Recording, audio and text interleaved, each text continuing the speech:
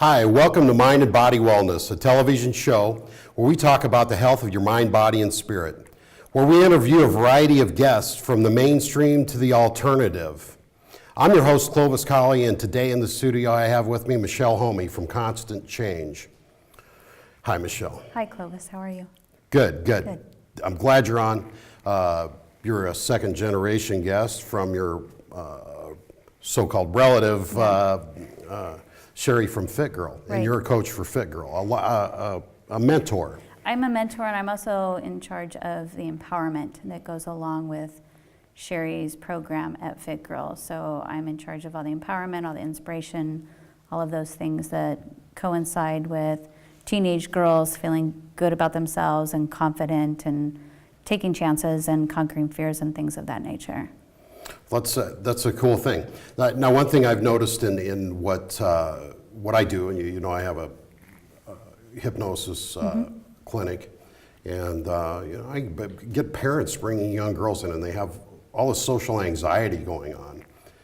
Did we have this 20 years ago? What's happening? I don't think we did, and I know that I was popular in school, but I wasn't necessarily one that was overly friendly. And I certainly didn't go outside my comfort zone very often to find new friends. But now with social media, we're just so afraid of, you know, someone saying anything about us and it getting on Snapchat or, you know, Twitter or something like that. And so now we're so afraid, these girls have grown up so afraid of being who they really are that they're not going to have any friends. And so for them, it's just easier not to take chances, not to go outside their comfort zones. And one of the things that we do at Fit Girl is we encourage them to do exactly that. Okay, so can we get them outside can we get them to live outside that telephone? You know, and this comes up to, on just about every show, the Yes. smartphone, social media comes up as a topic. And, you know, I'm glad you're doing something about it, but what's the answer to this? You know, I think, unfortunately, we have to go a little old school, and it means showing them a variety of different things that are fun, but not necessarily considered maybe exercise, and really getting them to be honest with themselves. Too often, these girls are looking for validation from other people. So they follow the crowd because that's easy to do, instead of going outside the box and saying, you know what, I'm not a dancer, I'm not an athlete, I'm not a singer, I'm gonna do drama instead. And allowing them to do that and pursue that. I always tell the girls, you know what, life was there with lots of questions, and how you respond to those questions is your answer. I see. Meaning that sometimes we expect life not to ask us questions? Well, I think there are opportunities everywhere, and it's we have the chances to go ahead and decide what we like and what we don't like. But if we don't give anything a chance, we will never find anything that we like or you know, find our true love. I see. And maybe that true love is that passion. Absolutely, absolutely. That hobby. Right. One of my passions is playing pool. Sure. And serious pool. Sure. And ballroom dancing. Right. God, I started that Awesome. while back, and it's just been the most fun I've ever had. I can't imagine, you know, staying home and communicating with people through a computer screen. Right. And I'd like to see a little bit of that go away. I mean, there's a lot of cool things Yes. with that smartphone, but Yeah. it's got its problems. It does, but I also think there's a lot of really cool things on it as well. I'm a quote girl, so there's a lot of things that I post on Twitter and Instagram that are quotes and inspirational, because I need those reminders to keep going, to be motivated, to remind myself who I am, just like everybody else. So if I need to see them, chances are someone else does too. Sure. Well, let's back up a little bit. How the name of your business is Constant Change. Right. And how was Constant Change born? Constant Change was born mostly because we are in this constant state of change. And because my dad is a retired English teacher, I thought we would have a little play on words and a little oxymoron going on there. And people refuse to change. They're afraid of change. And really, we are experiencing change all the time, from day to day. We just don't want to admit it. And so this allows us to do that. And I've always been fascinated by the waterfall. that, it's essentially the same rocks, it's the same trees, it's the same foliage near it, but essentially it's not the same water. No. It's different water. And you can take different perspectives. Absolutely. You can look at it from the bottom or look at it from the top. Absolutely, from the side. So there's a lot of different ways to look at life, and when you are looking at it as being something that is an adventure, something that's exciting, something that is reborn every single day, then you are never going to stay stuck. You are never going to be still, because you can't. You can't. The water won't let you. And we can't anyway. No. It's Right. only an illusion that we don't. Right.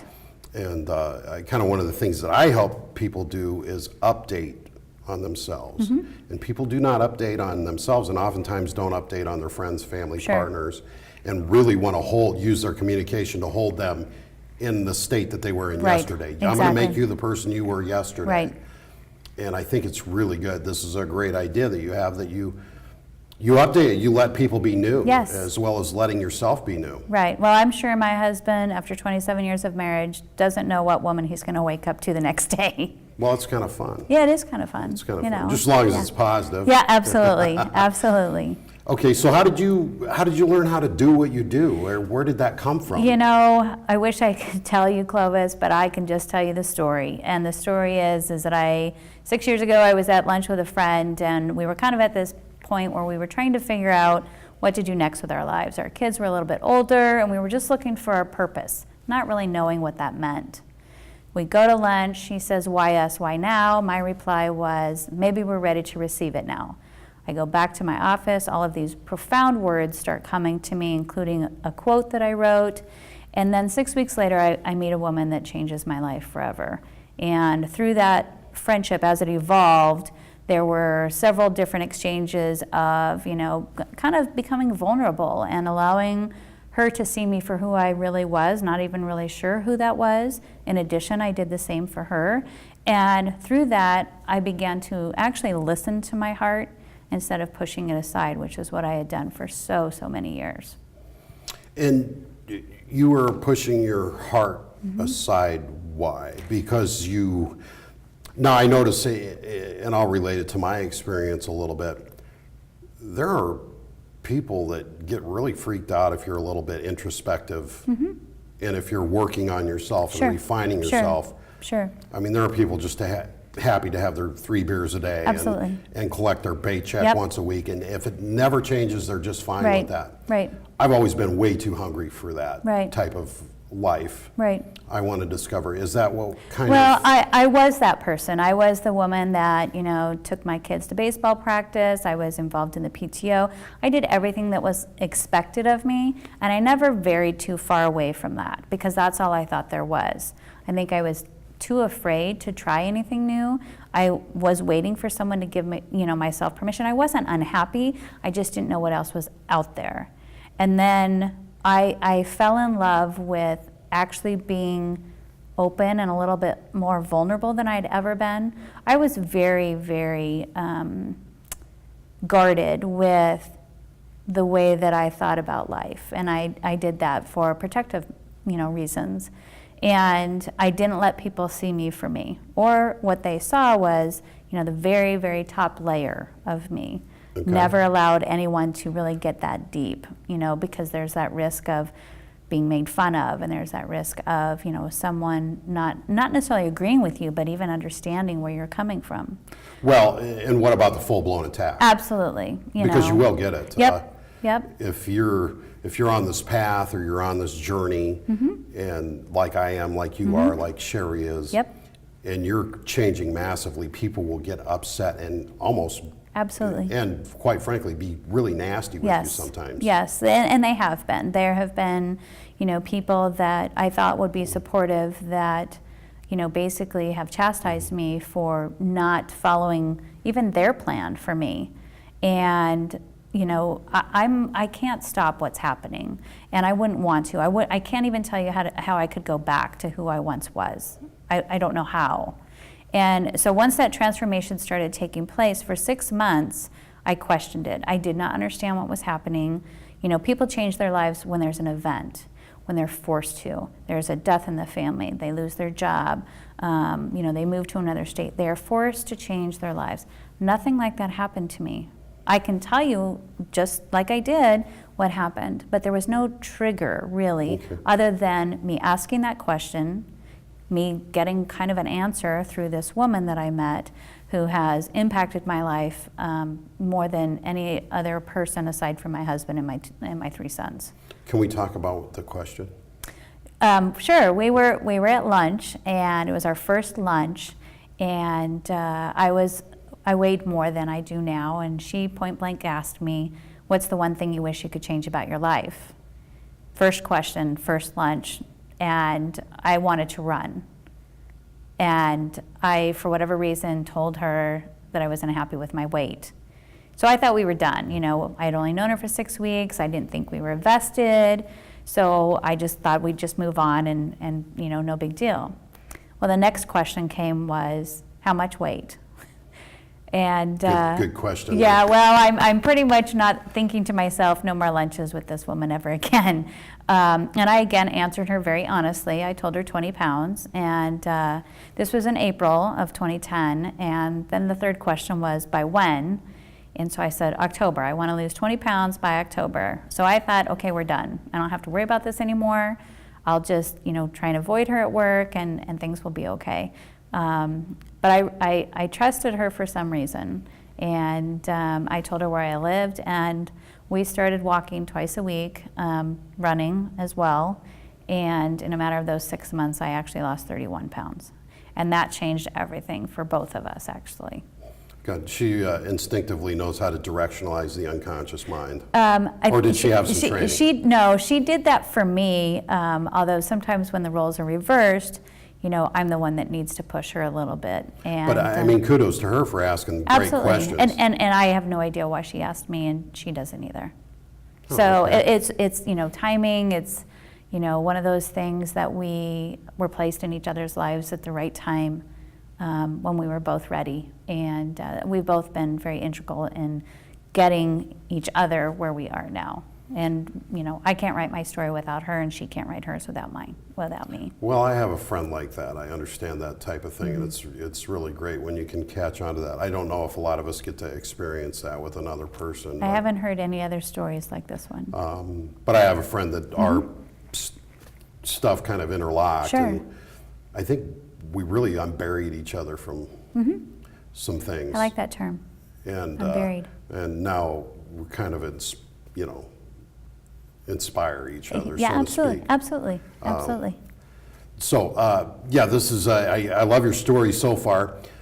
Now, what do you do when you're coaching, or what does empowering mean? Well, you know, as I started to go through this transformation, you know, what was being suggested to me was, as we were talking earlier, you know, somewhat intimidating, but also kind of hopeful too. And so you call up and you're thinking, okay, can I really do this? And then you talk yourself out of it, and then you get excited about it and what have you. And so 5 years ago, I created a women empowerment group, because one of the things that I noticed, especially with women, is that we seem to second guess ourselves. We seem to be more afraid. We're always looking for that validation.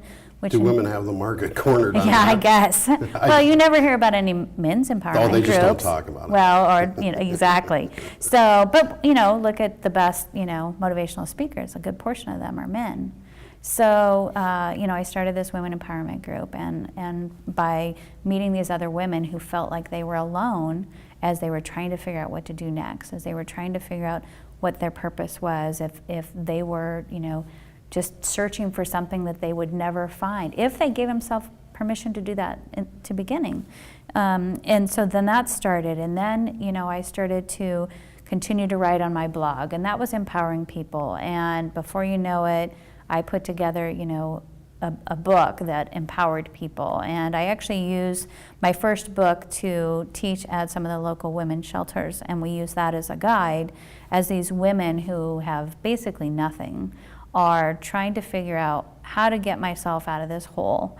How do I go from being homeless and not having anything to getting to the point where I feel strong and confident, whether it be going back to school, whether it be, you know, getting a job, whether it be taking care of my kids, and what have you. And so the book, It's Time, Changing Your Life Starts Today, is based off of the blog that I had been writing, kind of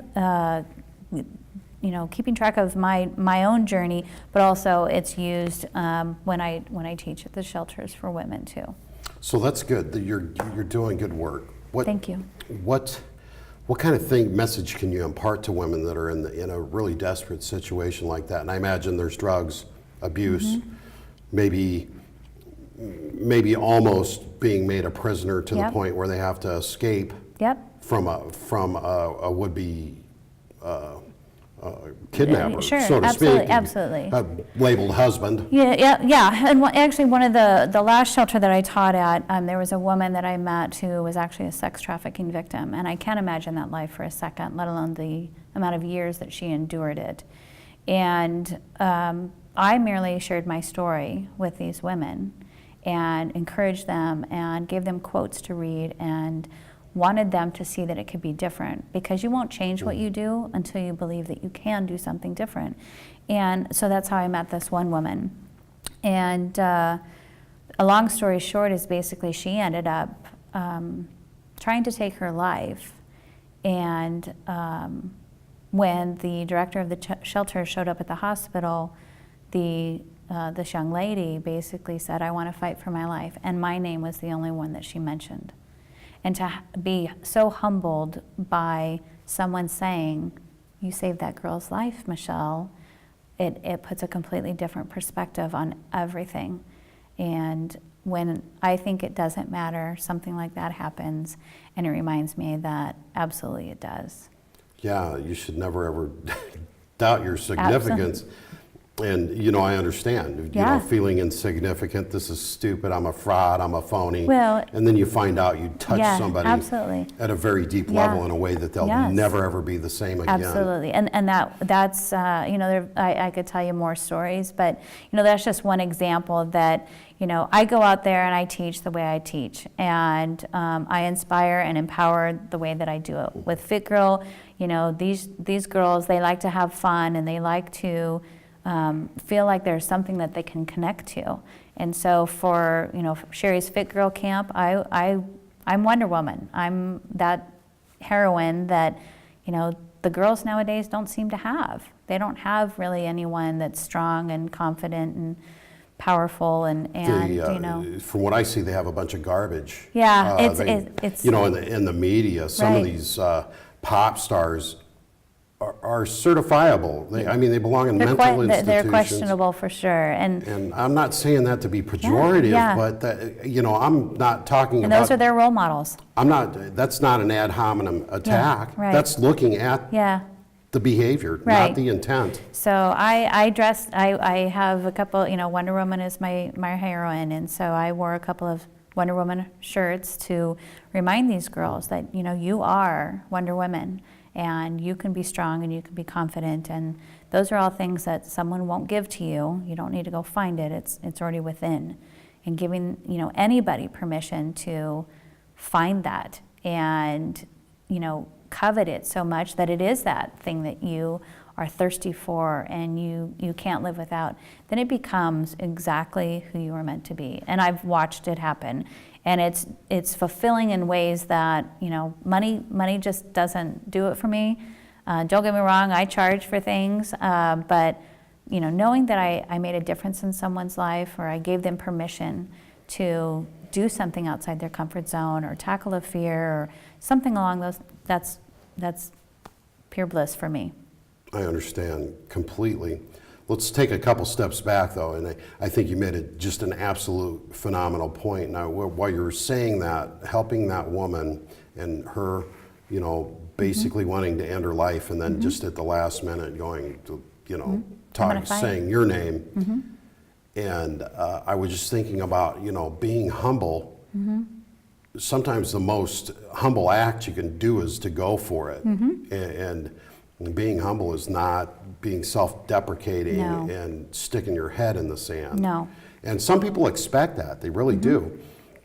Yeah, when I quit my full-time job before pursuing this full-time with the support of my husband and boys, I never imagined that would be the moments, those moments like that would be the ones that, keep me going. And having that responsibility, that something I say or do can impact someone's life. But the truth is that it's not just something that is afforded to you or me. It's something that's afforded to each and every one of us. We all have these moments, just mere little moments in life, where something we do or say can have an enormous impact, a huge impact on someone else's life in ways that we can't even imagine. And being able to do that and being aware, just even noticing that those moments are available to us, and then taking them. How many times do we, hurry through our days and forget to say good morning to the cashier at the grocery store, or say hi to the person that's pumping gas next to us, or anything like that. They're not complicated things, but society has made all of those things extremely scary even sometimes, and we have to put our trust into each other once again, and allowing ourselves to, connect as humans. And again, your comment with smartphones, you have to connect as human, and that's really the one thing that we treasure and cherish the most, is connecting with each other. We can't feel someone's embrace through a tweet. We will never ever, know the look of someone's face if we are not making eye contact with them, if we're texting, and so Right. It is that human connection, and, having compassion for one another, and being kind to one another, and genuine, and embracing life for what it is, because it doesn't matter how long your life is or how long my life is. Every single moment counts, and we just need to take more advantage of that. Yeah, I was talking about that with a client recently, being a good steward of your time. And, we all do have this. I look at people and I see a lot of brilliant things, but I see a lot of people, they have a jet engine strapped to their back and a ship anchor Yep. tied to their butt. Yep. And I think they just got to learn how to get rid of the shit. I think we're made to do really fantastic Absolutely. things. Absolutely. Now, some people are tremendously satisfied with the mediocre, and that's fine for them. Totally. I can't do it. I can't either. I'm always looking. I'm always exploring. I always want to know more, a little Yes. bit more. I always want to refine myself. And I'm a martial artist, a 25, 30-year martial Awesome. artist. Awesome. And that's a never-ending cycle. You're always refining, Yes. and I see life the same way. Right. Do you impart that message to the... Absolutely. I'll look at life and see it for what it is, but then I also see it a little bit closer, a little bit deeper, and it's just little things, when you get to see a heron, for example, start his morning by a silent glide across a pond that's kind of murky, but you don't hear him, and you just get to see his majestic being just float, through the air. You start to appreciate life a little bit quicker, because you are noticing that that maybe you didn't see that yesterday, and you start to be good stewards, and that's kind of funny that you use that word, because that's been a word that's been sticking in my mind lately, is that we need to be good stewards. And we can see life for exactly as it is, or we can see it for everything that it can be and should be. And, it's how we look at life. It's not always what's there. And perspective is everything. You're right. And, the one thing that I did my best to teach my kids and my stepkids is that every situation, there's going to be a bunch of stuff that you don't like. Absolutely. There's going to be a bunch of stuff that you do like. Yep. Pay attention to the stuff that you like. Exactly. It grows. Exactly. And that's the law of attraction in Absolutely. a nutshell. Absolutely. Pay attention to what you like and Yes. it grows. Yep. And you're naturally attracted to that, and you're drawn to it. And Right. that's, and once you can decide and define those two, between the good and the bad, then it makes those decisions a lot easier. You are able to see them instead of, feeling like you're in murky water. You're able to go, yeah, not so good, and you start to trust your vibes a little bit more, and trust your gut, and on occasion you just need to challenge yourself and go outside that comfort zone, because no one grows, no one gets stronger, no one gets more confident by staying where you are. Now, Tell me, you have somebody that's stuck, somebody out in the viewing audience. Right. What are you going to throw out? What's the first thing you're going to throw out to them to drive the wedge, to start to crack the homeostasis in their life? There's one question that I usually ask people, and it's very simple, and it just says, where's your joy? And when you ask yourself that question and you have the same answer over and over again, then that's where you need to direct your life. A friend of mine who I had not seen in a long time, she basically had been going from job to job to job to job. And she couldn't figure out why none of them were making her happy. And I said, well, that's why. Because none of them bring you joy. And that's not a word that we use all the time. Joy, pure joy, bliss. And she kind of did a head shake, kind of like, I've never thought about it that way. And now she is, but it was almost like I gave her permission to go find joy. I didn't know where it was, but you ask enough questions, and if you start getting the same answer over and over and over again. The power is in the correct question. Absolutely. More than the correct answer. Absolutely. We're down under 2 minutes. We're about 1 minute and 30 seconds right now. Give me 30 seconds on what you didn't get to say that you would have liked to. You know, I think, Clovis, the biggest thing that I would like to say is that, you know, people always assume that they're too old to change, or they have to wait until January 1st to change. And the truth is that anybody can change anything whenever they want to. It's a matter of choice. And yes, it's going to take effort, and it's going to change a different way of thinking. But once you change that way of thinking, everything's possible. Yeah, let's set the pattern for constant. Absolutely. My resolution is to never stop changing. Absolutely. I like that one. To always keep growing. Yes, and to I never let like it get, that one too. To never let it get old and stale. What a great adventure. Thank you. It's really neat that I think right now, more than ever, the teenagers need help.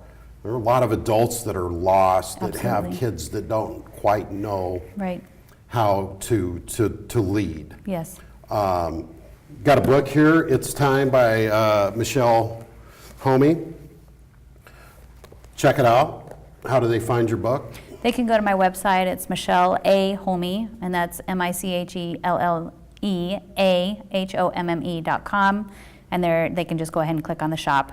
And great. They can have a look around. You have a blog on there? Yep. Everything's there. If they need me for speaking opportunities or want to learn more about the programs that I've talked about, or I also write for lifehack.org and Fit Girl too. Thank you, Michelle. This has been has been Mind and Body Wellness, brought to you by Nebraska Counseling and Hypnosis Center. Thanks for tuning in. Like us on Facebook and check us out on Twitter. Thanks for tuning in.